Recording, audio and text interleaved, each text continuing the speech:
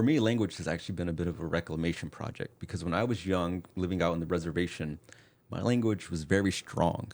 When we moved to Connecticut, my mom fell in love with a non-native man who was a good guy.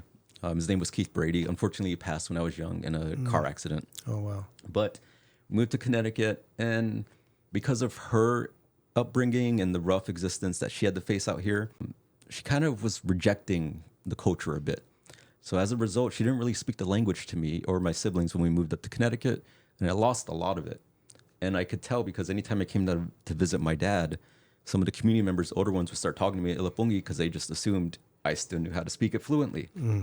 And, when we moved back down to Florida and I started going to Miccosukee Indian School and going to Miccosukee language arts classes, I was very reluctant to embrace it because I could tell how much I had lost. And, a lot of people do this instinctually, reflexively, where it's like, I feel lacking and I don't want to admit that, so I'm going to act like I don't want it. So I was resistant to reclaiming the language, but as I got older, I kind of looped back around to see the value in all of this, especially as I got more, I don't want to say connected to my grandmothers because I've always been connected to them. Like that's why I go by Popeye. It's a nickname my late grandmother Evelyn gave me. But I started internalizing their message and their hopes, and I guess that's what I led with, and that's how I ended up teaching the language at the school.